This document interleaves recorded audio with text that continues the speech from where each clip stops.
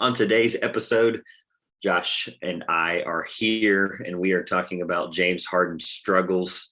And we're going to talk about the pun intended red hot Miami Heat, as well as a couple surprising teams. It's a little early here, week 2 as we're recording this, but there's been some fun surprising teams so far.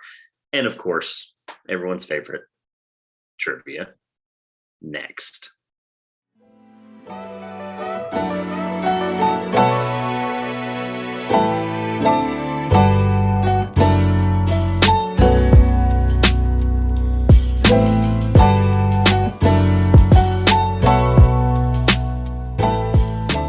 Welcome back to the Two Pointers podcast. I'm Josh. And I'm Trevor. And today we're back with the Two Pointers podcast. We apologize that the podcast is a day late, but you know, it always gives us a good little bit of extra time to really dig into what's happening in the NBA season. And Trevor and I have a few interesting things we want to talk about from what we've gleaned to start the year. Not many things can be reacted to thus far, so maybe what we're doing is a bit more of like our overreactions last week. But we're going to delve into what's going on in the NBA. But how are you, Trevor? I am good. And funny enough, I was looking forward to something noteworthy happening late Monday, any day Tuesday, because as we're recording this on Wednesday the 3rd, last year I feel like we had this awful string of luck where it was like, okay, we record Monday, James Harden gets traded on Tuesday night. That was like the prime example. He literally got traded on Tuesday night. The most Rockets thing ever. I'm happy, man. Wednesday, we're still first in the Fantasy Football League of Podcasters. Shout out to Evan and Dan. They're second behind us with the same record. They went on a 5-game win streak. They're coming back fast. So shout out to them. Shout out to us for being first by like the slimmest of margins, by like less than, I think it's 25 points for it, something crazy. But basketball podcast, by the way. In it for the win. Let's not talk about fantasy football because that's not what we are. Let's talk about James Harden's massive struggles so far, opening up here this episode. What are your immediate just first thoughts? I mean, your team's played the Nets. I don't really know what that game looked like in terms of the Harden stat line. I know we can look at the box in just a moment here, but Harden is definitely the poster boy for this weird rule change. Yeah, thinking of that Hornets-Nets game, I remember when I was watching it, James Harden felt non-existent in the game. Like I didn't really notice him that much, which is a big problem if you're James Harden or if you're the Brooklyn Nets. When your second star player, who's supposed to be, a former MVP in the NBA, is kind of not making an impact on the court, that's a big issue. Like he's one of the great scorers in the NBA today. He finished the Charlotte game with 15 points, which for a role player might be a good night. For James Harden, it's a pedestrian to subpar night, I'd even say. But frankly, like you said, it's coming back to the rule change, right? The rule change that was kind of made where James Harden, Trae Young, and Stephen Curry were kind of called out for it because they were the ones who thrived off of getting the free throw line, but no one has thrived off getting the free throw line like Harden in his career. Last season, James Harden was averaging about 7.5 free throw attempts per game. When he was at his scoring height in his MVP season, he averaged nearly 12 free throw attempts per game in Houston when he really had the ball under control. So far this season, he's averaging 5 free throw attempts per game. He's really only getting to the line like a couple times, which for James Harden is a serious issue. I wanted to run through, I know I'm talking a lot here, but run through the box scores of what his free throw attempts looked like in the first 7 games the Nets have played. Against Milwaukee, 4 for 4 from the free throw line.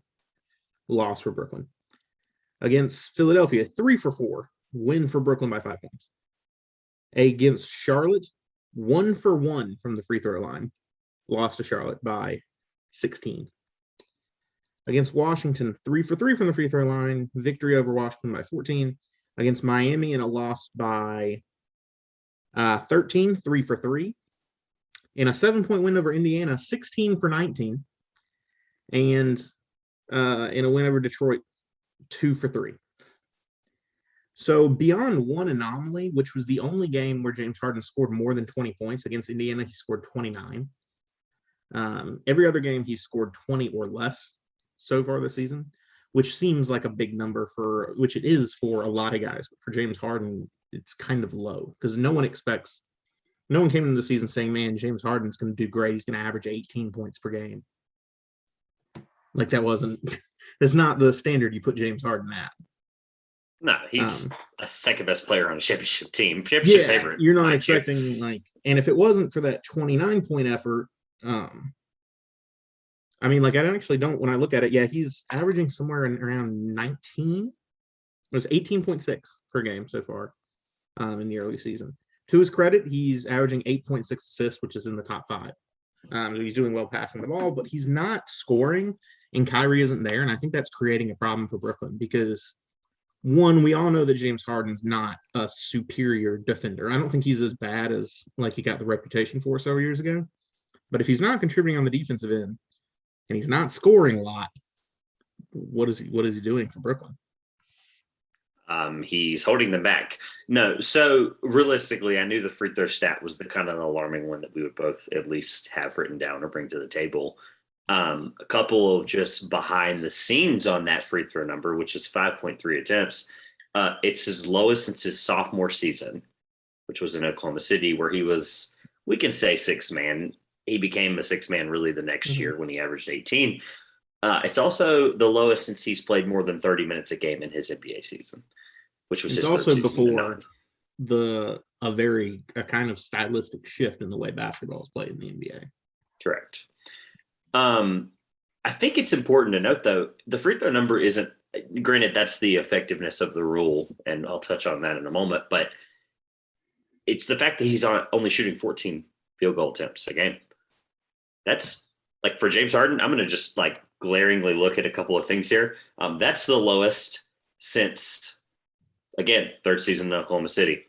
So your second best championship contender, I don't care about the free throw rule. If he's that good of a star, he's going to figure it out. He's going to figure out ways to get. He's clearly waiting for contact to happen. That's not there. The problem is he's still only taking 14 shots a game. But you're going to average 18 when you only put up 14 shots a game when you're used to shooting. Even recently on these Brooklyn teams, he shot anywhere north of 17. He shot 17, and partly half the year with the Houston there, he shot 16 and a half. So he's clearly, something's off in terms of the aggressiveness. I think obviously that does have something to do with the rule. I'm just more so concerned about the fact that there's something there that's not happening. And I think mentally, the rule is affecting him more than anybody else. When I bring the poster boy up thing that he graciously coined himself on, and so did his coach, Steve Nash, I think it's important to note, though, Kyrie might not play the rest of the year. Mm-hmm. So this 8.6 assists per game number, if James is not going to score 18 points a game, he's going to have to average 10 plus assists. People around him are going to have to score the ball efficiently. And they're just not getting that across the board. But they're really not. I mean, if you look at Joe Harris has had a very subpar start to the season for Brooklyn. He's not hitting his shots out there. Blake Griffin has kind of been in and out with some injury struggles. He hasn't really been there. And truthfully, after those guys, you've got LaMarcus Aldridge, who has played well considering his early retirement and return last season. But when you're looking for your third option scorer, which right now their third option is LaMarcus Aldridge, averaging 12 points per game. It's really just not where they want to be. This isn't 2013 anymore. So I think it's important to note that obviously this is one of the more affected struggles, but across the board, his is definitely rule affected. And I'll tell you why, because there's a couple guys on this list of names I'm about to read that I think is glaring. He's obviously something we can spend 5, 10, 20 minutes on talking about how he's the reason the Nets are struggling. KD's been fine. Here's a couple of these are the top handful of scorers from last year and where they are now comparatively. Steph obviously averaged a crazy 32. His is down to 28. I think that's partly because this team's better. There's certain guys that you're leaving out. Yeah, I think also 32 is an anomaly. That's outrageously high, and that's normal regression. Yeah, this is just these aren't for any particular reason. These are just the top guys from last year. Bradley Beal 31 down to 24. I think some of that's because of his team around him. 31 is a little bit of an anomaly as well. Damian Lillard is a very glaring one, 28 to 18. I would like to say that that's his team around him better, but with them being right now at 9th in the Western Conference, I don't know what that is. Yeah, I think so I did watch one Portland game because they played the Hornets. Shocker. They were actually on the East Coast. And the announcers mentioned that Lillard had missed something almost at like 25 threes in a row. He was shooting just terribly. He couldn't buy a basket from beyond the arc. Last time I saw that stat, he has the lowest 3-point percentage in NBA history through the first 25 to 50 shot attempts in a season. Mm-hmm. It's pretty bad. I think he'll right the ship. Otherwise, that Portland team is missing the play-in altogether. I mean, at this rate, I don't know what to say. They're looking for a high lottery pick and looking for somebody to trade for Damian Lillard at that point. Joel Embiid, 28.5 down to 21. He's only missed 2 games, so you could say that's 2 games missed. 21 is not a lot. They're missing Ben Simmons, so Joel is supposed to be the anchor there for who averaged 28 last year. Luka is down from 27 to 24, which that surprises me as bad as they are. We can talk about them in a few weeks when we hit the panic button, probably. It's the Dallas Mavericks. Won't we hit the panic button at least once? Zach LaVine is 27 to 25. He's an example of obviously a better team. Red hot Bulls there. The Jokic, weirdly, down 2 points per game, but his team's also like the number 1 defensive rating team and number 1 points allowed. So like he's probably just being more efficient defensively. I haven't looked at him in detail analytically this year, but Devin Booker down from 25 to 21. Trae Young down from 25 to 22. And this is the other one who has a similar style of play to Harden that I think kind of stuck out to me, as well as it's the largest dip. De'Aaron Fox averaged 25 points per game last year. He's down to 17.7 without Marvin Bagley there. Ugh, that's bad. That's really bad. So you can blame a couple of the other guys on like, oh, their team's better around them, or, oh, they're having to do more or less. De'Aaron Fox, James Harden comparison, I'm not saying they're the same level of player. I'm saying that they're a fast, efficient, try to be pass first right now in the way they play. But Harden obviously is too efficient and too good of a scorer. De'Aaron Fox is too dynamic of a playmaker to be averaging 17 a game. Harden's averaging 18. They're both in that weird 8 kind of point range of a dip.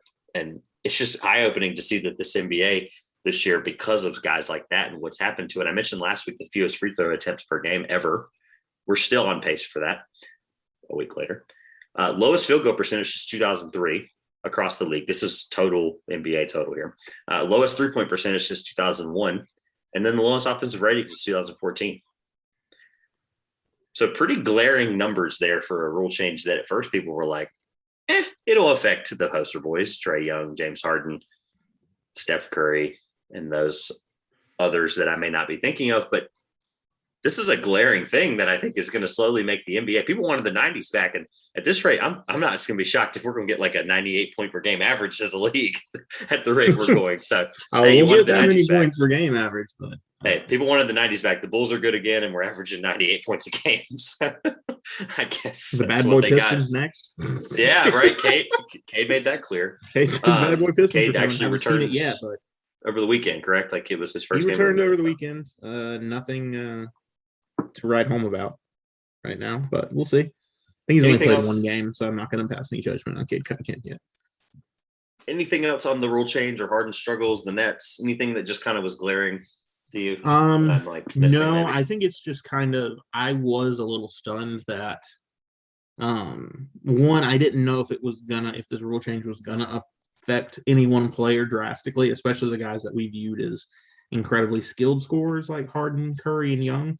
I think it was more shocking that how much it disproportionately affected Harden and not Curry and Young, which I think is very interesting. I think part of that comes that while the three of them were very effective at reaching the free throw line, Curry and Young are not as reliant on that to score. And I think that's kind of showing. Doing the research for this pod, their numbers for free throw attempts were down as well, but it was not as drastic.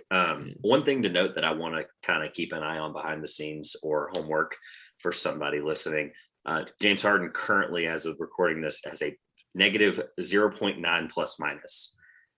So how much worse or better can that get let's say in 7 days and let's say in 14 days. I'm just curious. I think it's a weird number. It's just south of zero. It's negative. So the fact that James Harden is giving you negative production in terms of box plus minus, that's not good, Josh. Let's just break this down. It's not good.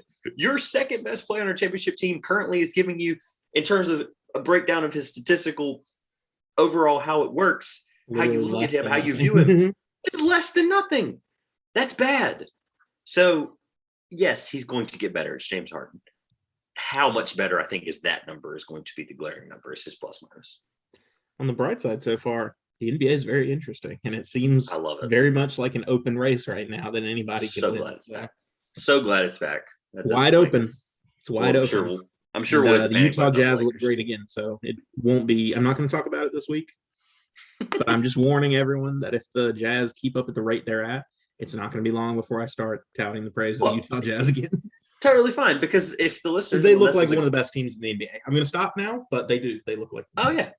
Here's a perfect transition, Josh. For those listeners or fans that might not have been here last season, insert week 2 of last year where we were like the red hot Utah Jazz is who we're talking about. We are not doing that. And then we are going to talk about the red hot Miami Heat. That is completely and entirely pun intended. So I'm just going to go into a couple of things about the Heat here, and we can kind of just break this down for what it is, because there's a lot to talk about with this Heat team. Obviously, they were one of the biggest playmakers in the offseason in terms of free agency. They are 6-1 as of recording this on Wednesday the 3rd. They have wins over, and I'm going to this is the five of their 6 wins. I think Detroit was their other one. Wins over the Bucks, the Nets, the Hornets, the Grizzlies, and the Mavericks. All really quality teams. Obviously, the Nets we just dragged through the mud. Let's be real. It's still James Harden and Kevin Durant. It's still a big win for a Heat team that I think we'll break down on why they did. But you and I, obviously, as people who had them high in the Eastern Conference, I believe we both had them in the final 3 or 4. I think you might have had them at 4 and I had them at 3. But nonetheless, top 4, we were like, this team's going to be defensively a nightmare. And that's exactly what they are, Josh. I mean, I took a really deep dive of every person that is impactful in this team, and it's eye-opening. So, like you mentioned, the defense. The Miami Heat are currently second in the NBA in points allowed per game at 98.9. One of only 2 teams that are actually below the century mark for points allowed per game, with the Denver Nuggets, who are at 98.1. I think the Nuggets are probably doing better because they do a little bit more of a slow style of basketball. I mean, you have a point center out in Denver, so that's only result in a slower game. But yeah, the Heat look terrifying, and I think it was one of those things I didn't want to bump them up too quickly when I was predicting things at the beginning of the year. But I can tell you, I mean, one thing I really underrated was some of their free agent moves. I definitely underrated. Everyone paid attention to the Lowry signing. What was a bigger deal were the PJ Tucker and Markieff Morris signings. Miami is just a bunch of dogs on defense. They're going to beat you up. You're going to get bumped around, and it's going to be harder than anything you ever imagined to try to score. And they're amazing at it. And all of that is then anchored by the fact that I haven't talked about Bam Adebayo down low, who may be the only preseason prediction I get right that he's going to win Defensive Player of the Year. So jumping off the page for Bam is not the fact that statistically he's been one of the best, if not the best defender. He's only averaging 0.7 blocks and 0.8 steals a game. Here's the number that always reflect everything. 100%. Here's the number, though, that the people who have a vote will know. Mm-hmm. Through 7, I think they've played now, 6-1, like I said, 7 games. He is holding opponents who are guarded by him to 28% from the field. 28%. That's a number where you're like, ooh, that's kind of low for a 3-pointer. That's from the field. He is like, no, listen. It's mostly on layups. It's not just him, by the way. Let's read the 4 things it's that they're number 1 in right now. Like 6 feet from the basket, which is outrageous. 4 stats that they're number 1 in right now. They are 39.3 in opponents' points in the paint. Clearly, that's Bam Adebayo affected, but that's also switches like when Markieff Morris and PJ Tucker are rotating. The thing with the Markieff Morris and PJ Tucker thing, really quick caveat, is those guys are built, especially at their. Markieff's not that old. guess he's kind of in that. He's probably in that. He's 30 now. I'd say he's probably in that weird 30 to 31 range. But PJ Tucker, at being 37 years old, is a guy you're going to want to not play that much now, and he's going to be really effective like he was for the Bucks. So I think those two, their potential in the playoffs defensively is completely untapped, and I think it's going to only get better. However, 42.2 defensive rebounds per game, which is a 79% defensive rebound percentage. So every time the ball bounces off the glass when the Heat are on defense, they get the ball 80% of the time. That is crazy. 95.1 defensive rating, again, number one in the league. And here's the one that I brought up last week that I think is really interesting. Net rating historically for NBA champions over the last 25 years, their net rating has been north of 11. Every team. Or north of 10. The highest net rating in NBA history was the 95-96 Chicago Bulls. I got that wrong on the year. I said 97-98. I don't know where I got the year mixed up. But they had 13.4, Josh. So far, the Miami Heat are a 16.7 net rating. Yep. They're on pace to break the NBA record by 3 points. So, anomaly so far through 7 games. Let's just be honest up front here. The scoring, like on there, the fact that they're averaging 115.6 points per game, which is, I think, second in the NBA to the leading Charlotte Hornets. I didn't want to be the one to say it. Yes, that's correct. The Hornets are averaging 117 a game. I'm going to pull up the box score from that Hornets game. I'm curious what they held them to. Yeah, the Hornets may be averaging 117 a game, but they're giving up 115 a game. So Tough. It's tough. The scoring, I think, is an anomaly because guys like their starring Jimmy Butler, then your Kyle Lowry and your Bam Adebayos, they are talented scorers, but not always consistent or efficient scorers. And so I'm thinking maybe that'll slow down. But part of what might be scary still is they haven't really been able to get Duncan Robinson in a groove yet in Miami. So that's something that's still coming. Duncan Robinson, the best three-point shooter in the NBA today. Best spot up, we'll say spot up three-point shooter in the NBA. Spot up for sure. Klay Thompson's not back yet. So best spot up three-point shooter in the NBA today, and Duncan Robinson has not gotten in a groove yet. And that's going to be terrifying when that happens. Tyler Hero's looked amazing off the bench. He's honestly very much overperforming right now, unless he's taking a massive leap and is in that most improved player conversation. I don't think he is. I think he's overperforming. He's in the 6th man of the year conversation for sure. Yeah. As long as he keeps coming off the bench. But I feel like he's in an overperformance area, which has helped them to this amazing start. I think he scored 30-some points against Milwaukee in like their first game, which is just really an anomaly. Well, funny enough, he had 26 off the bench against your Hornets, who, like you said, was the 116 points per game Hornets. They held him to 99. Yeah. So just under 100. I do have an interesting note about Tyler Hero that I think is glaring, and why I think he love that word glaring. Might not be overperforming. Might not. Yes, he's averaging 22 points per game off the bench. That's not what I'm getting at. My point is he is leading the league with 157 points off the bench. The next closest player is 40 behind him. So I think he's just going to continue to put it on in buckets, whether it's efficient or not. That 47% from the field, 40% from 3, and 85% from the free throw line, yes, that's going to come down. Totally willing to admit that. However, though, they're going to need him to score in drives, especially with Duncan struggling. So he is kind of my key point for why I'm a little hesitant on the Heat up front. It's their depth. Their depth does scare me a little bit. However, if you have Markieff Morris and PJ Tucker, like you already mentioned, in a playoff series in the Eastern Conference Finals, you really only need 7 guys. Let's be honest. The most efficient rotations last year were 7 and 8 guys, right? The Nets play like 8 guys at best. The Bucks at one point only played Pat Connaughton, Bobby Portis off the bench, and that was it. And they won the title. So you really do get a shorten of a rotation by then. My point being, though, is you got to get there with an efficient bench. They're missing Victor Oladipo. They're obviously not getting a lot of Duncan Robinson.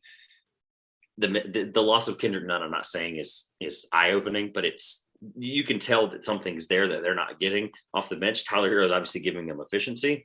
So I just hope that these rotations are continuing to not get overplayed. Obviously, with Jimmy Butler averaging, we've talked about the Heat for 15 minutes, haven't mentioned Jimmy Butler, who's right now, I think, probably top 5 in MVP candidacy, 25 points per game and multiple career highs across the board. I just hope they don't get overworked like he did in the finals a couple years ago against the Lakers, where that man's just like leaning over the scores table like halfway through the third, in game 5. I mean, he is like ready to fall out. And I hope that's not to that point by the end of the season, of course. Jimmy Butler, by the way, the same Jimmy Butler who's shooting at 62% true shooting percentage, the most efficient shooting percentage of his career through 7 games, obviously. So they have been fun. I have enjoyed them. No offense to the Bulls. I've enjoyed them more than the Bulls just because of like how strong they play defensively. Yeah. I mean, I hadn't even really thought of until recently that it's absolutely terrifying that Victor Oladipo is still to come for this Miami team. This Unknown, Miami team right now looks like they could win the title. They have all-star Victor Oladipo still yet to start for this season. The thing that scares me, even if Victor Oladipo is 70% of himself, like you're getting Victor Oladipo at 18 points a game. That's 70% of himself, probably, if I had to do quick math. The thing no opposing team is going to get a break if Tyler Hero and Victor Oladipo are coming off the bench to. Oh, he would 100% be that bench, where he would take Hero's total efficiency that he's got going on right now, and he would totally take that over, unless Tyler Hero obviously is just otherworldly, right? The thing about the Oladipo that's concerning, though, is they don't have a timeline, at least publicly. As of they don't need to right third now. Preseason game, they don't even know a timeline. That's the thing. He had the surgery in May, so it's a little concerning. But if you get him back in March, sure. I mean, I'll take 15 points a game, Victor Oladipo, if I'm a title contender. Mm-hmm. He's a buyout candidate that we thought last year, or a free agent for a vet minimum, and the Miami Heat got him back. So it was just crazy to think that they were willing to do that. Yeah. So any hesitation on the fact that Jimmy Butler is playing like a leader and MVP candidate? I saw a little bit of hesitation. Obviously, this isn't visual, but I mean, he's been this anchor that we all wanted Jimmy to be in Chicago after Derek kind of went down, and he's doing it. I can't say that I have hesitation because he kind of hit this stride late last season in the second half. He was doing this. He had a very slow start last year, and he started to hit this stride late last season. I very much think Jimmy Butler can be the best player on a championship team. I think Miami can do it, and it's just if Jimmy has a bad night, there are so many other places the Miami Heat can turn. It's not concerning if Jimmy Butler has a bad night, because Kyle Lowry is a former All-Star. Bam Adebayo is an All-Star. You've got Tyler Hero, who's shooting out of his mind and he gets streaky. You've got Duncan Robinson, who's the best spot-up shooter from 3. You've got, in a playoff situation, Victor Oladipo coming off the bench. There's nothing really to worry about on this Miami roster. Other than the only things that really get concerned, the way I can see someone beating them is, one, if a team shoots out of their mind, the team has to just hit all of their threes, because Miami's going to force them outside and make them take threes. They're not going to let them in the paint. And either team hits all their threes, or they have to hope that Miami can't score, because that's what Miami's overperforming on right now, is that they're one of the best offenses in the NBA at the moment. I think the most glaring thing long-term is going to be, what is Kyle Lowry giving you in the second round or later of the playoffs? Obviously, we know what he's capable of, but as he gets better, can he get back to that Raptors form where he's just this all-star, this defensive, 6-foot monster? Can he be the Kyle Lowry that we need him to be? Probably, but so far he's had one good game, I think, that really stood out to me, where he scored 22 and then 9 assists. I'm fine with that, but I'm going to need that obviously through 6 games in a playoff series or more, or 4 games or more in a playoff series. I just want to see it more efficiently. Obviously, it's a chemistry thing. They just started playing together. I get it. Kyle Lowry's only going to get better. Can it continually be consistent? Anything else on the fun, red hot, whatever adjective or corny slogan you want to put on the Miami Heat here? No, I mean, it's just, I came into this segment with the thought of how good can the Miami Heat be, or how good are these Miami Heat? I mean, I feel like from my perspective, the answer is clear. They can win the NBA title. They should be seen as a clear threat to that this season. Absolutely. As somebody who had them, for both of us, had them in top 4, I think they can at least make the Eastern Conference Finals again. But I feel like that would almost feel like a failure if they play like this all year. Yeah. So we'll have to keep a note on the Miami Heat. So let's send it over to, now we're going to talk about, instead of overreactions, Trevor and I are going to bring up a few teams that have surprised us, that are either doing better or worse than we expected this early in the season.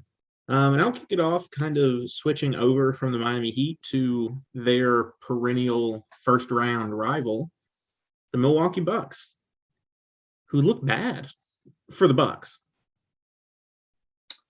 They're 4-4. Team net rating is plus 0.4 through 8 games.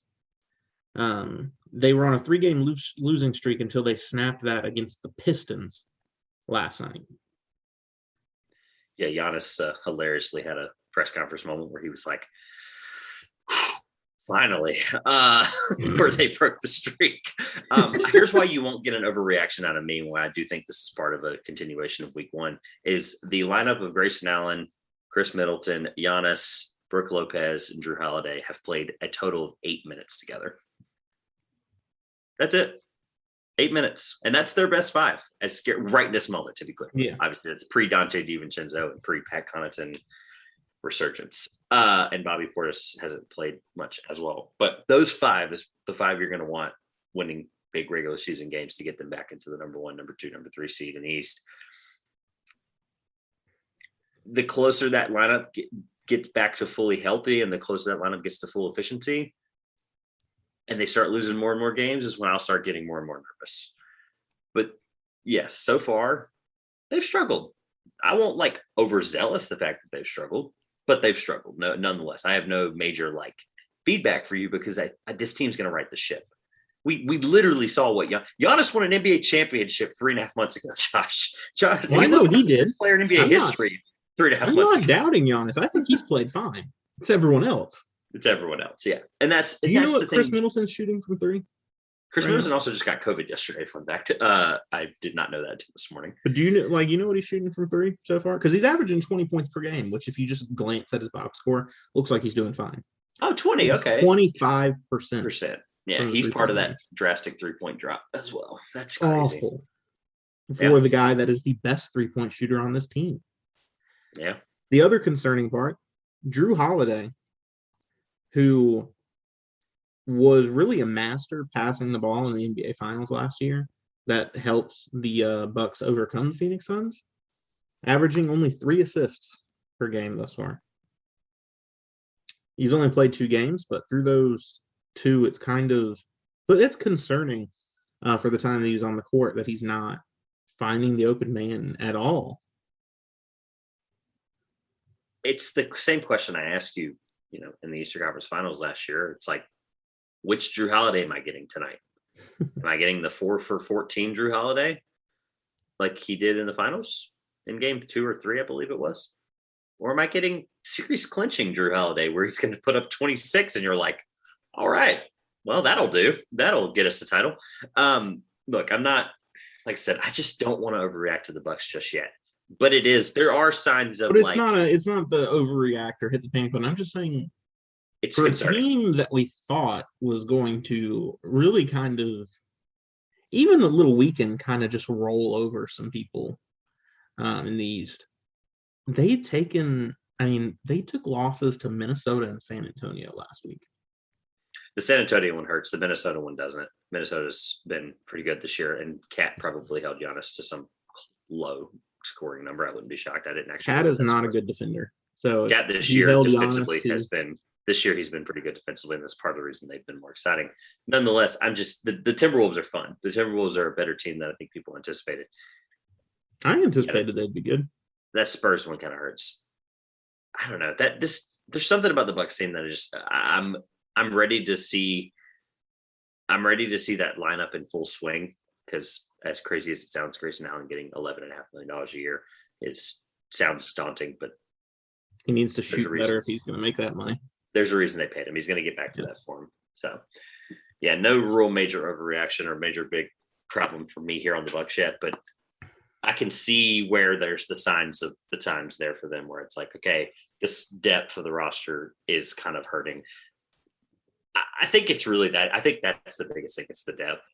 You don't have a fully healthy Bobby Portis. You don't have a fully healthy Drew Holiday. You don't have a fully healthy Chris Middleton. You have Giannis and a bunch of cast of folks that are just trying to get things done around Giannis. I mean, they're playing Jordan Noir almost 25 minutes a night. That's nothing against Jordan Noir. He can shoot great.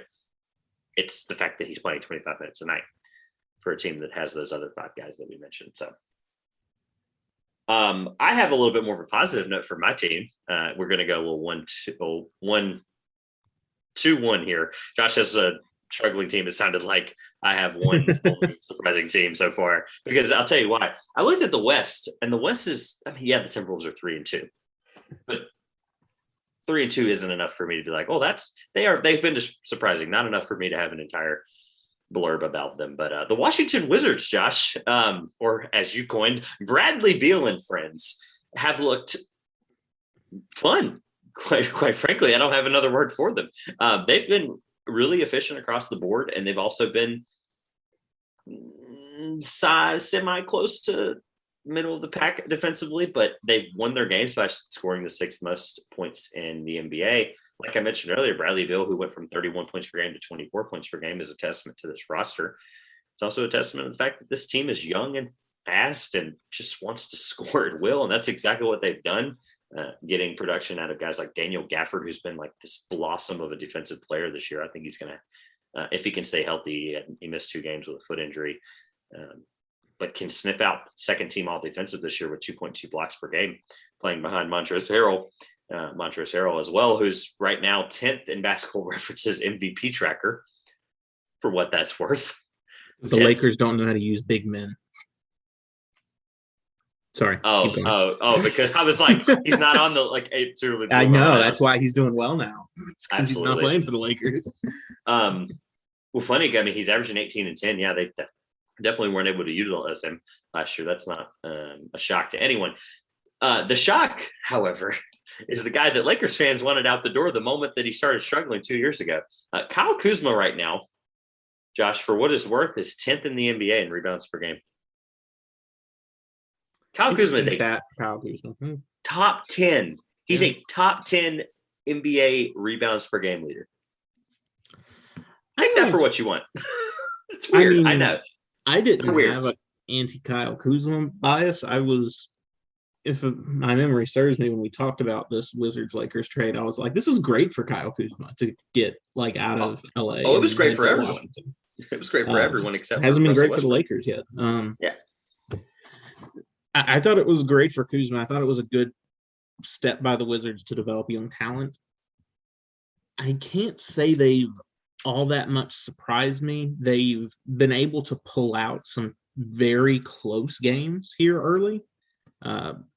If those overtime games go a different way, they're 3-4 instead of 5-2, and we're not talking about them being this super surprising team. They've got a lot of young talent. I'm going to drag back to what I say every time I talk about the Wizards. I think they should trade Beal and trade Dinwiddie and rebuild around the young guys. But I don't entirely disagree with you, but Beal made it very clear 2 days ago that he wants to win. He wants to be a Wizard, and he wants to win there. And through 7 games, that's what they're doing. They're 5-2. I mean, no matter how you cut it about this team and the supporting cast, they're also very, very young, right? So this team except for built. Yeah. He's 29? I mean, they're not built 28. They're not built right now, though, for a 5-2 start. They're built in terms of age as, 6 of the 15 of these guys should probably be in the G League right now. Not 6 of the guys I've mentioned, but 6 of the guys on this roster. There's a lot of young guys on this roster. I guess the thing that stuck out to me that I really was like, that's weird, is that they're really getting all this production of the supporting cast. I get the supporting cast is better, but Beal's averaging 6.5 less points. But regardless if it's a struggle, you're getting 6 points less out of a guy that you barely made the play-in with last year. And right now, through 7 games, you're in the top 5 in the East. So yes, they're utilizing Harrell better. Yes, they're utilizing Kyle Kuzma better. I haven't even mentioned Spencer Dinwiddie, who's averaging 18 and 7. So this team is just all around a better, efficient offensive team. I just think defensively, there's obviously going to be too many shortcomings. That's going to be their issue. They'll probably ultimately, I get all this fun about the Wizards here in week 2, and they're going to be in the play-in, obviously. But Yeah, I mean, I just think that, like I was mentioning with my comment about the overtime games, they've been good enough to pull out those close games so far. I think over a whole season, the reason I'm not as surprised, I think they're going to balance out to a 500 team when some of those games go the other way, and they'll be in that play-in. I definitely probably rated them a little low by putting them 11th in the Eastern Conference, but do I think they're going to outright be in that top 6 and win a playoff spot? I don't. oh, absolutely, no, neither do I.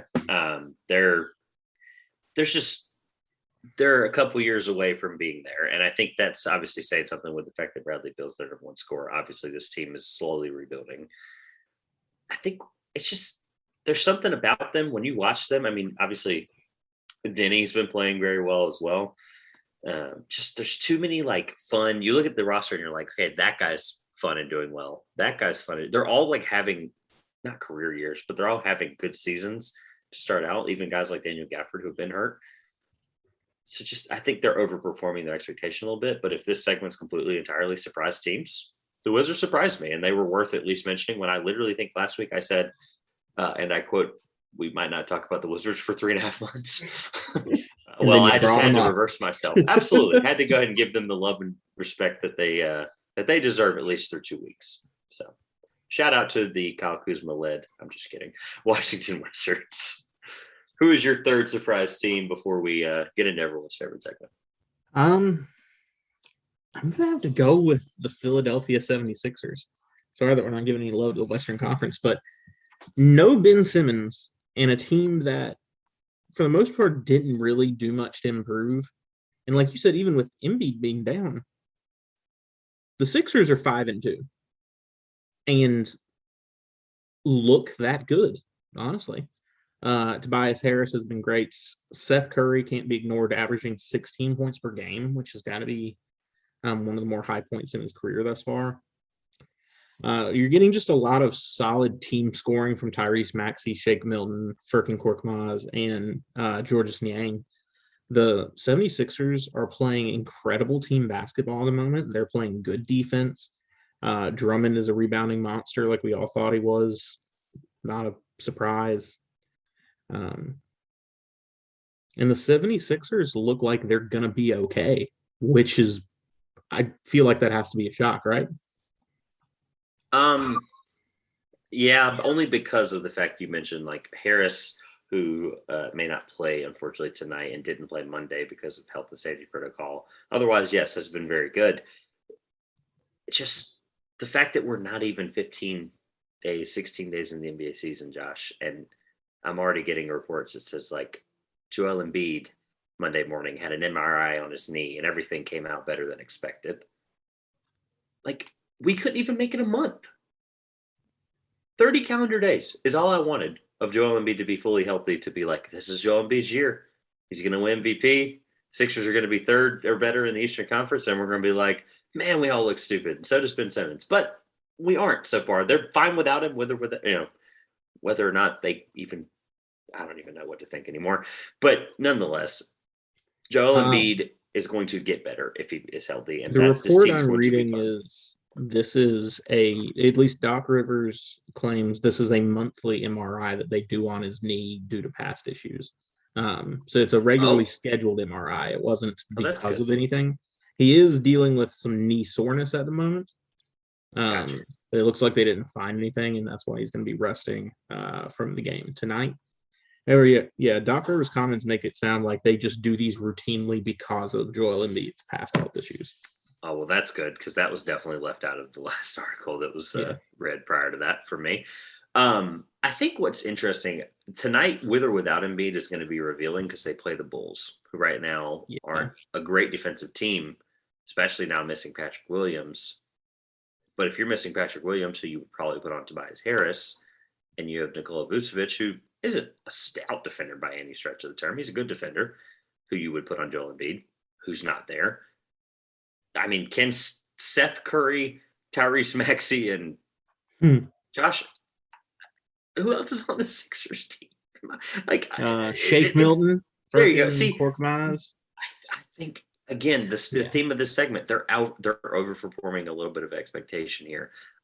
Well, I think they've got 2 stars in Embiid and Harris, and after that, you don't need another giant star. You just need these good players around them, these really good players, and I think they have a lot of really good players around those guys. Obviously, no one's saying they're going to do well if Embiid and Harris are never there. Right. Like, obviously, it's not going to go well. Surprising in the sense that, yeah, they're without Ben Simmons and they're playing fine. I got burnt by them last year too hard, and I just see it to believe it. I'm seeing enough where I'm like, okay, fine. But other than Seth and Tyrese Maxey, when Embiid and Harris aren't there, what are they giving me that I'm excited about in the Eastern Conference? They're going to get demolished, whoever they play. I mean, if Embiid's there and Embiid's, your star, I get it. But nobody scares me on this team because of multiple reasons, because of health, because of the fact that one of their star players isn't there, because of the fact that Tobias Harris might give me 17, he might give me 40. It's just too much inconsistency across the board, and I'm okay with them being good in the first 14 days, and they might be 5 to 12 games under 500 within the next month and a half. So yeah, I mean, that's all I got on the Sixers. A lot of Eastern Conference talk here today. We'll make it up with honestly the West only Eastern Conference talk. We didn't talk about the Western Conference at all, other than to talk about how bad Damian Lillard was. Look, that's fine. It's going to happen. It's early in the NBA season. There's not enough to react to yet. I will say this, though. The Western Conference so far has been relatively chalk. Obviously, the Timberwolves have been kind of fun. We can give them 30 seconds. The Warriors being second, better than 5-1, are fun. It's just that West is way farther away from shaking out than the East. The East, we know who the best teams are. It's a matter of how they shake out. If you're talking Heat, if you're talking Heat, Hawks, Heat, Hawks, Nets, Bucks. Like if you're talking about those, we know who's good. It's just a matter of where and how. The West, it's a little early to know like anything about enough of those teams there. Especially with the Warriors, I think that's an eye-opening one that we'll address here in the next couple of weeks. They're 5-1 without Clay. They're 5-1, just and look like it's a good 5-1. Like they look good. They're beating everybody. Trivia. This is the first time ever in this segment that I struggled to find a question because there's fun. Just to remind all the fans of the new rules, we're going to be a bit more standardized in trivia this year. One of the rules, which I hope Trevor remembered, is that you have to offer the same number of points that your opponent offered you the week before. So Trevor has to give me a chance to get 3. This week, we're going to try to not forget what the scoreboard was like I did throughout most of last year. Please don't go listen to the podcast and try to track the scoring because it would probably be wrong. But yeah, we're going to try to make it more standardized so that when I finally get that trophy that Trevor claims is coming, that it'll be really worth something. And so last week, we talked about college players in the NBA 75. So colleges that had the most players in the NBA 75. Trevor did not quite get any points, but it was a fun segment. Go back and listen to it. And now I'm up to bat for my first chance. I'm glad you brought up last week because I'm going to try my best. And I have pretty much, like I said, I struggled this week trying to figure out the right question because there's been NBA news, but it hasn't been it's just been fun to watch games. It hasn't been like enough where it's like you and I, we're not struggling for content. We're also like, okay, it's a little bit of reaction here. It's a little bit of reaction there. I'm going to always try my best to tie it to the episode or tie it to something that happens, right? Yeah. I almost didn't do that because I thought the question was a little easy. So I was like, 3 points, you got to get a certain amount. Chris Paul passed Jason Kidd all time on assists. And I believe it was Jason Kidd. He's third now all time in assists as of the other night. And I was almost like, okay, Josh, if you can name me 8 of the 12, top assist guys in all time, you get 3 points. That wouldn't have been anything to do with the episode. So, in fairness of the difficulty of your question, we are going to talk about bench scoring because it's been a fun It's been a fun year so far through 14 days of bench scoring in the NBA, led by none other than, I've already mentioned it, Tyler Hero, who's really far ahead of the next guy. However, there are some fun names in this top. We're going to say handful here because I'm going to really quickly add up the scoring and make sure I give you an ample amount of opportunity to get the correct points here. This is total points off the bench. This is not points per game, to be completely clear. This has been the guys who've come in droves and scored the ball. Okay. Tyler Hero was, clearly the guy, right? There are also some fun ones on here, and I'm going to make sure really quickly that I have the right amount of points allotted just to make sure I added it up correctly. All right. There are 20. I'm going to do the top 20 because I think the top 15 is a little too hard. I'm going to give you 20 guesses. Because there's 20. I'm going to give you 20 guesses. And if you get 11, so if you get more than 10, you get all 3 points. If you get, let's say, 5, you get 2 points. And if you get 3 or more, you get 1 point. How's that sound? Trying to break it down efficiently, right? It was a little more difficult than realizing that UCLA and North Carolina had the best players in the NBA, but we'll go for it. You've watched a lot of NBA this year. I know you have. So, and a lot of these guys have been talked about, not today necessarily, but across the NBA. So, with the number one being given, with Tyler Hero having 157 points so far, and I'll give you opportunities for hints. I'll be fair. Whenever you're ready, my friend. Well, it's taking me a bit because I'm trying to think through who even comes off the bench. So is this the top 20 not counting? So is this the top 21? Because I'm guessing I'm not allowed to say here. Sorry, top 19 is what I was getting at. Top Sorry. 19. He's the 20th. He's the number one out of the 20. So. Tyler Hero is my first guess. Right. Love it. Yeah. It's going to be tough. I get it. If you think about some of the teams that have had good rosters this year and they've gotten pretty efficient bench scoring. The issue is, can you even get to that point? I guess. I don't know. I will start by saying this. At least Patty Mills has to be in the top 20. Okay. This is why I'm glad we did the 20 because he is. Mm-hmm. So, I was going to do top 15 and I realized how tough that was. Patty Mills, for perspective, he is 17th. This is a very Western Conference dominated, at least top 10.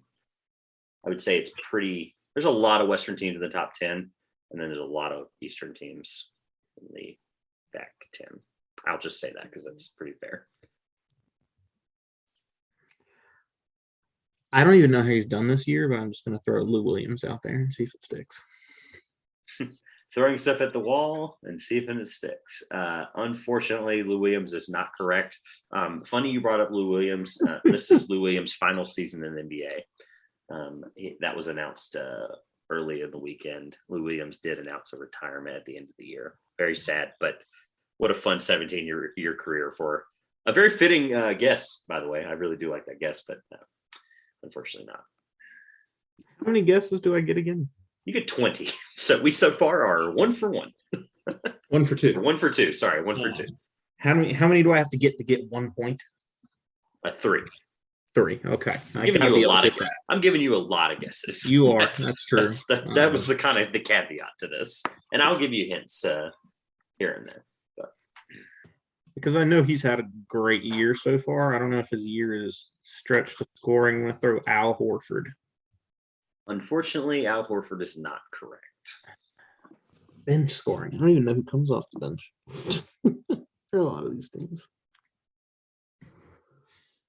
The problem is I can't give you a team because I would literally give it away. I can give you – we've talked about a handful of these guys and a handful of these teams today. So, I mean, there are ones on there that are noteworthy. Ooh. I have a good hint for you. There's a Charlotte Hornet in the top 20. Okay. So this is bench scoring. So why this is difficult is because my first instinct was to, and I'm making it clear that I'm not guessing this player, was to go Kelly Oubre because he was supposed to come off the bench for Charlotte. But because of Terry Rozier's injury, he's been starting and has been scoring all these points. So Oubre isn't it. Is it Cody Martin? Wow.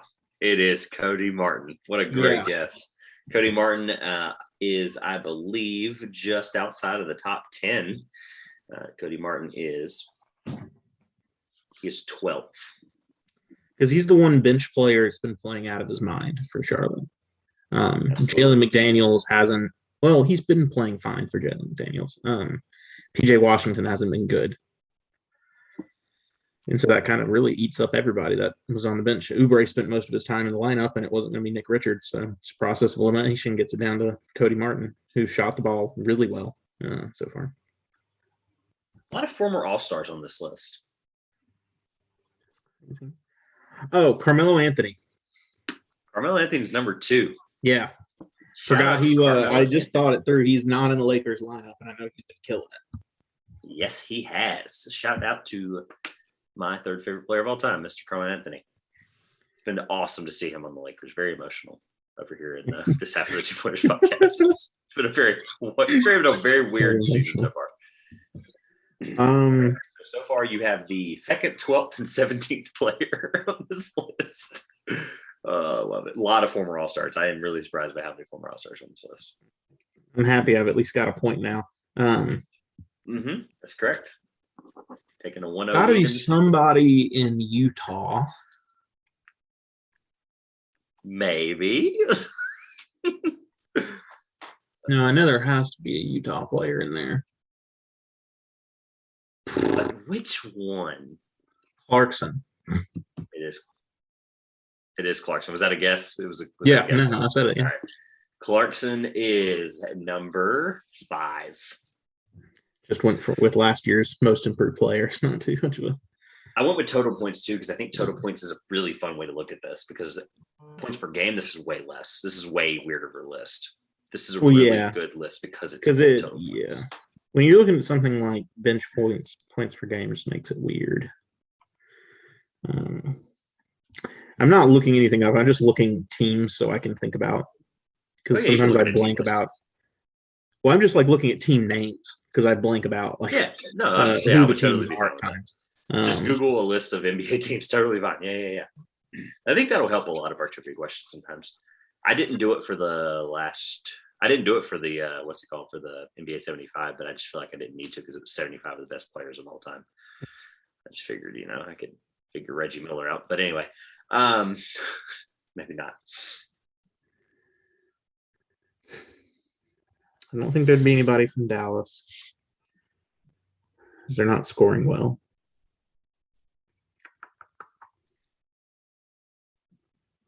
I think starts Norman Powell. So relative hint here. Yes, there are no Dallas Mavericks. Oh wait, Chris Duarte. Did he start from the jump? I'm going to say Duarte. That's a guess. That is not correct. He has been starting a lot. He had to start in. I want to say it was someone's absence. It was Brogdon. Brogdon went down for a little bit. He had to start. So, I was hoping he hadn't started from the jump. He did. He started night 1. Yeah, he got the start. That was like a big Pacers headline from Pacers Twitter. So 4 of 6 so far. Yeah, not bad. Honestly. Yeah. A 4 of 7, to be clear. You have 4 and you've guessed 3 wrong. Oh, yeah, I guessed Horford. That's right. Yeah, I got that wrong. 4 of 7. You're 1 away from getting 2 points, though, which is really impressive. And you still have 13 more guesses, so good luck. Derrick Rose. I was literally about to give you a hint that you're missing a former MVP, which I guess would have been way too big of a hint. That is correct. Derrick Rose. I knew I was missing someone because I was trying to figure out who started for the Knicks, and I couldn't figure out who I was missing that was coming off the bench. So Derrick, funny enough, Derrick has not come into his own yet in terms of the bench. He'll probably finish in the top 5 in total points off the bench. this year, even though the next team is a little deeper. But yes, Derrick Rose is.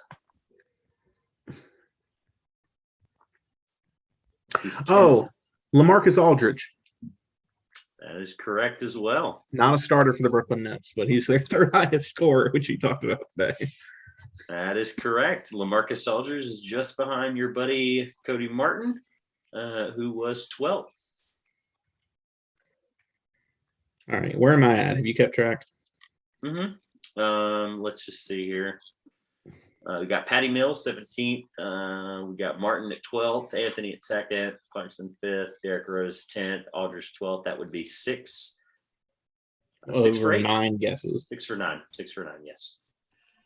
I'm going to throw a rookie in here because I'm feeling risky. Evan Mobley. Evan Mobley is not correct, and I know why that's the case. He is one of the 3 7-footers they're playing at one time. They have just been like, yeah, so much for small ball. Yeah, okay. They've played 3 7-footers at any point. It's been great. It's been fun to watch, actually, if you haven't watched any Cavs games. Unfortunately, that is not correct. That's okay. Good guess, though. It's a good guess. You're better at coming up with actual guesses in these segments than I am. That is one fun thing to know. Heck, we'll throw it out there. Kyle Kuzma, because I haven't done it yet. Kyle Kuzma has been the starting power forward for the Washington Wizards. Then Montrezl Harrell. Montrezl Harrell has been the starting center. Seriously, all right. However, he is 9th on this list because Gafford got a couple of starts and Harrell has been averaging 18. So Gafford kind of messed that rotation up there for Harrell. So yes, that is correct on the Harrell. Harrell was just ahead of Derrick Rose at 9th. And then what was the guess before that? That was wrong. Kuzma was wrong, right? Yeah. 7 for 11. How many do I need to get right to get 3 points? 10. All right. I didn't think I'd be in that. I would have that opportunity, but I said 11 technically, but I gave you 20 guesses. So if you get half of your guesses right, then I will say that you get 3 because that's impressive. That's really impressive, honestly. I mean, some of these guys have been in the headlines. Some of these guys haven't. I mean, you got the Cody Martin one out of your butt. So I mean, you just completely. No, that's because I watched. I know, but Hornets games. Cody, that's the one I was like, yes, he's a Hornet. Yeah, but if you watch a lot of Hornets games, the Livermush boys. That's what they call the bench unit for whatever reason. Oh gosh! All right, getting weird down here in Charlotte. All right, Livermush boys, in Charlotte. I will say this: there are a couple guys that are pretty well known in the last couple of years of their career as 6-man, and I'm really surprised that they haven't come to mind first. Really? Yeah, there's a couple that I was like, I would have thought of these guys. Who was a 6? I don't even remember who won 6-man of the year last year. Jordan Clarkson did last year. Thought he was Randall was most improved. Clarkson was 6-man of the year. Correct. Yeah. That's right.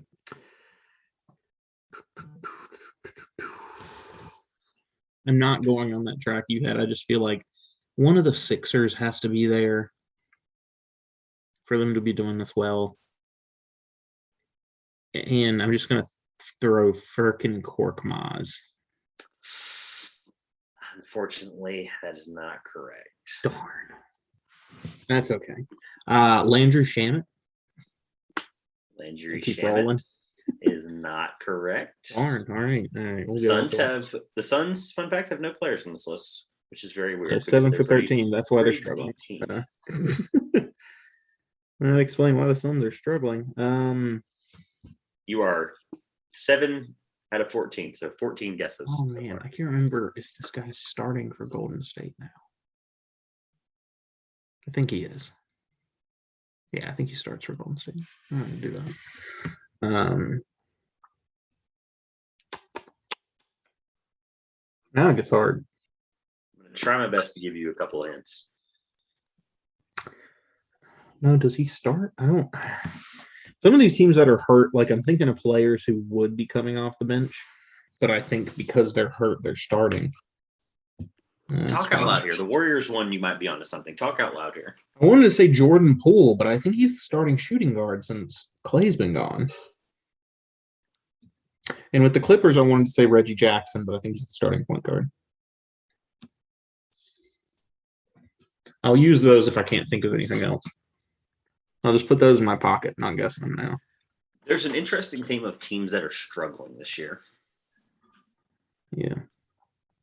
I will say that. There's one guy in the top 5 that I am shocked you haven't gotten. He's a former 6th man of the year? No. But he's. I'm trying to think of the best way to put it. He could either be the starting player on his team very easily on this team, but he could also be like he is right now, and he's 3rd in bench scoring. Pretty guard heavy rotation for his team as well. Jalen Suggs. Jalen Suggs is not correct, unfortunately. Oh, that's what you were going for with that one.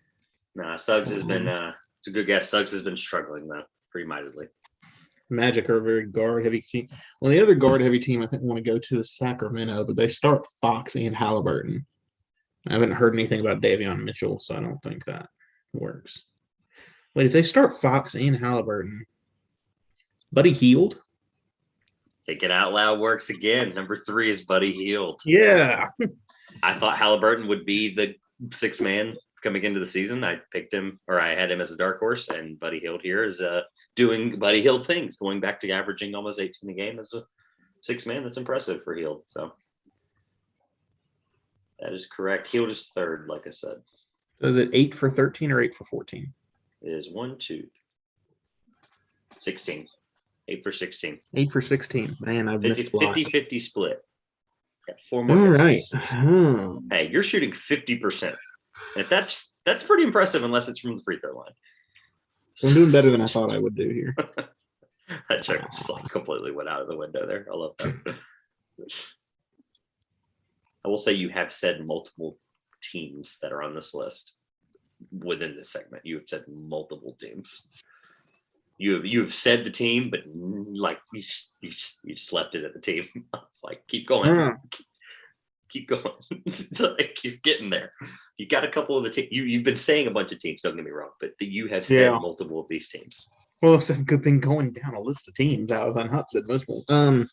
Makes me think I need to go back to Dallas. Out of 30 on this list, no, I told you earlier there is no Dallas Mavericks on this list. Oh, you did? Yeah, they are. You told me there were no Suns.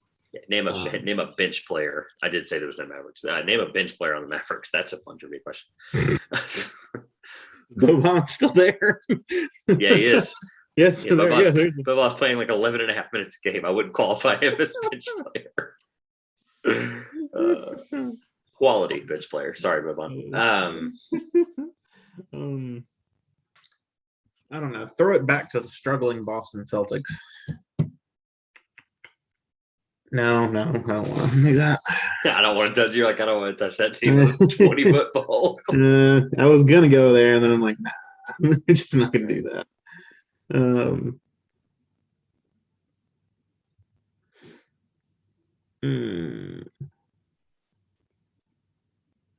Memphis? I don't know if I know any guys on the bench in Memphis.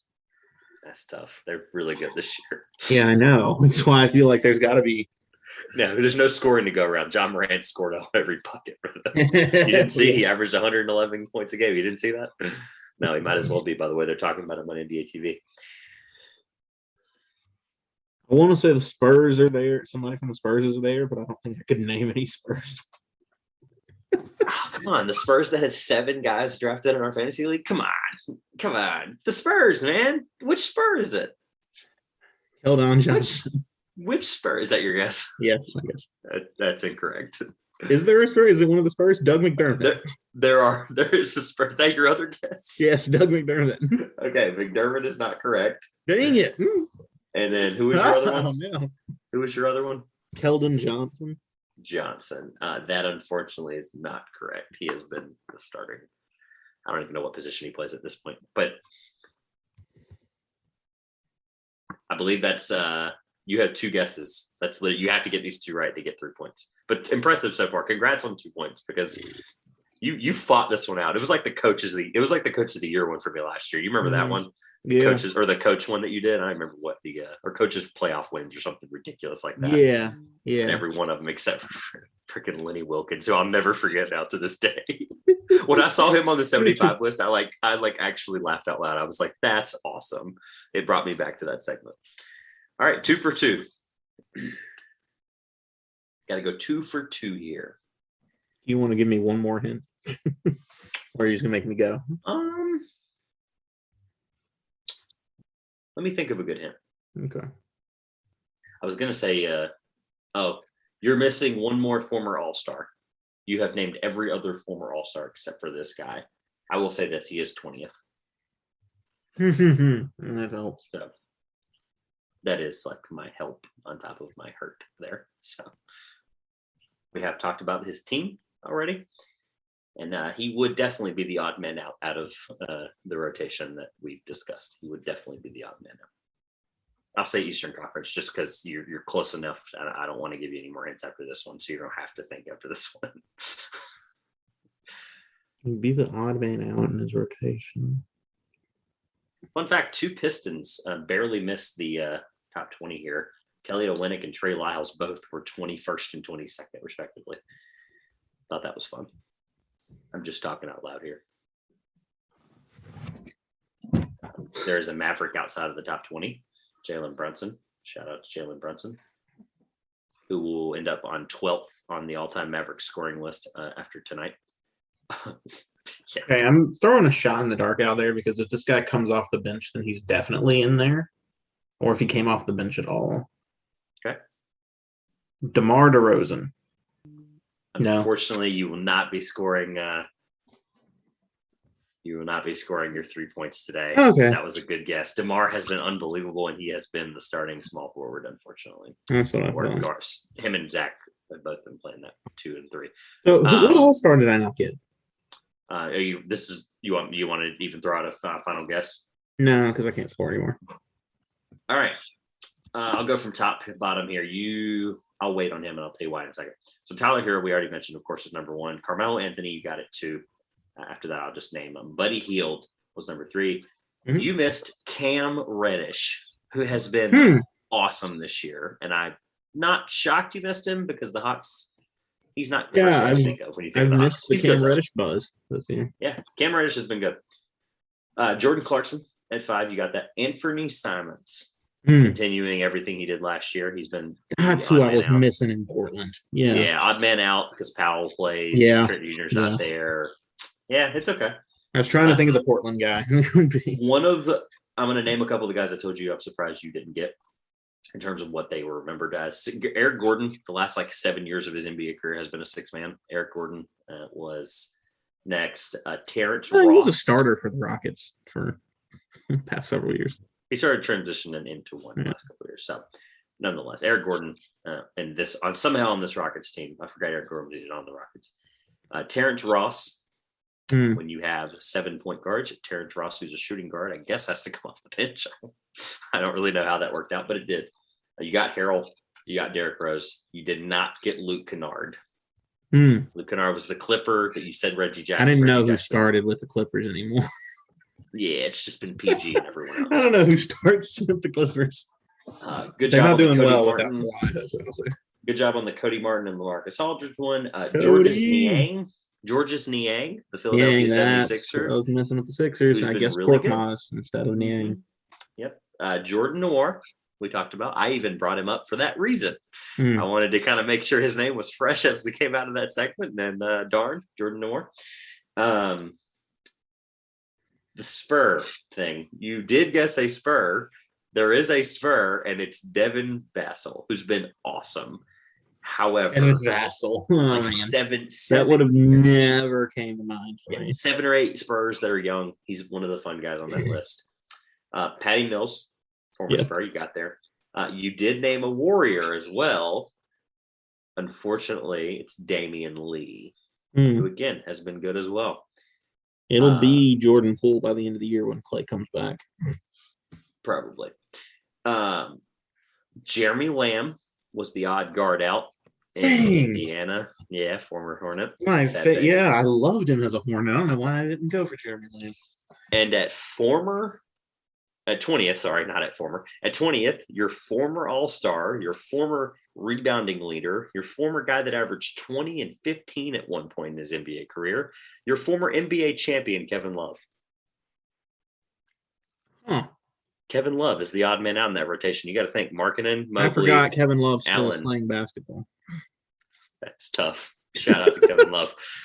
When you have Markkanen, Allen, and Mobley, he's out. When you first said Kevin Love there for a second, I was like, now who does Kevin Love play for? Oh my gosh. I'm leaving that in. That's awesome. Also, shout out to the guys just missing the top 20 here at 25. You had, like I said earlier, Kelly Olynyk, Trey Lyles, Ricky Rubio, Jalen Brunson, and Davion Mitchell, who has... Yeah, I thought about Davion Mitchell, but I knew he wouldn't be close enough. If I did top 25, that would have been more fun. But then again, it wouldn't have made a difference probably. But some great guesses. Hey, I got 2 points. Woo! Impressive. Congrats. Let's close it out. This has been the 2 Pointers podcast. I'm Josh. And I'm Trevor, who's down 2-0. And we will see you next week when we go through a full preview of the college basketball season. Next week, it's all college basketball all the time. We'll see how it works out, see where Trevor and my knowledge is there, because previewing a league with 350 teams is very different than one with 30. So we'll see how it goes. See you next week. Bye. Peace.